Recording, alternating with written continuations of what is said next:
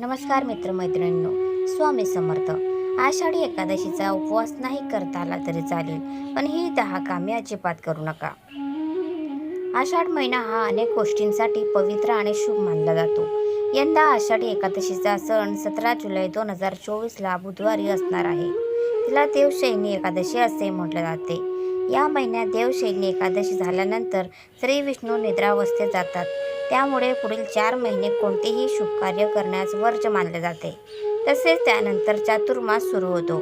आषाढ महिना सुरू होतो. आषाढ महिना हा पवित्र असल्याने रोज ब्रह्ममुहूर्तावर उठावे. तसेच रोज सकाळी तुळशीला जल अर्पण करावे. सकाळी गायत्री मंत्राचा जप करावा. या दिवशी सत्कार्यात वेळ घालवावा. ओम नमो भगवते वासुदेवाय, ओम नमः शिवाय, ओम रामदूताय नमः, ओम कृष्णाय नमः आणि ओम राम रामाय नमः या मंत्राचे नामस्मरण करावे. सूर्यदेवाला जल अर्पण करून सूर्यमंत्राचा जप करावा. तसेच आदित्य हृदय स्तोत्राचे पठण या काळात शुभ मानले जाते. देवी लक्ष्मी, श्री विष्णू आणि सूर्यदेवाच्या पूजेसाठी अत्यंत खास मानले जाते. काय करावे आणि काय नाही. व्रत पाळावे. या दिवशी भक्त उपवास करतात आणि भगवान विष्णूची प्रार्थना करतात. तुळशीपत्र. भगवान विष्णूंना तुळशी फार प्रिय आहे असं मानलं जातं. त्यामुळे या दिवशी न विसरता भगवंताला तुळशीपत्र अर्पण करावं. त्याशिवाय पूजा अपूर्ण मानली जाते. अन्न. या दिवशी जे उपवास करत नाही त्यांनी तामसिक अन्न सेवन करू नये. मसालेदार मांस, मासे, अंडी, कांदा, लसूण खाऊ नये. यामुळे नकारात्मकता येते. मात्र वयस्कर किंवा लहान मुलं असतील तर धान्याचे सेवन करू शकता. दान. या दिवशी उपवास असो वा नसो पण पैसे, वस्त्र, अन्न आणि पाणी यांचे दान करायला हवे.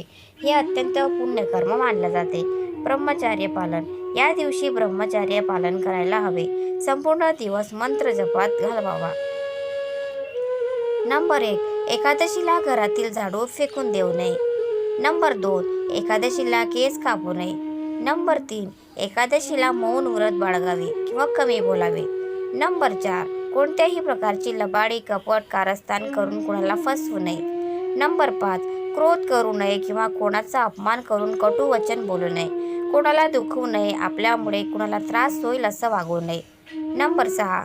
एकादशीला झाडाचे पाणी तोडू नये. गळून पडलेले पाणीच घ्यावेत. नंबर 7. मांस, कांदा, लसूण, पालेभाज्या, मसूर, नाचणे, उडीद, मध, तेल इत्यादींचे सेवन करू नये. नंबर 8. जुगार, निद्रा, पान खाणे, परनिंदा करणे, कपटी करणे, चुगलीखोरी, हिंसा, मैत्रीत खोटे बोलणे, कुकर्मापासून दूर राहावे.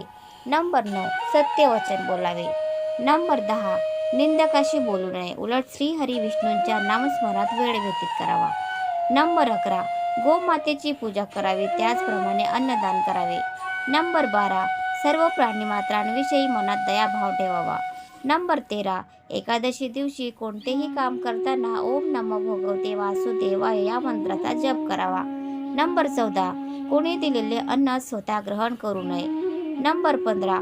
तांदूळ खाऊ नये. या दिवशी भात किंवा तांदळाचे पदार्थ खाऊ नये, कारण एकादशीला भात खाणे वर्ज्य असते. नंबर 16. या काळात तामसिक पदार्थ, केस, दाढी, नखे कापण्यास मनाई आहे. एकादशीच्या दिवशी चुकूनही तुळशीची पाने तोडू नका. तसेच तुळशी, केळी, पिंपळ, कडुनिंब, वड या झाडांना हानी पोहोचवू नका. नंबर 17. धान्याचे सेवन करू नका. आजारी, वयस्कर मुलांना उपवास करणे शक्य नसले तरी भात शिजवू नये. नंबर 18. बिछाण्यावर झोपू नये.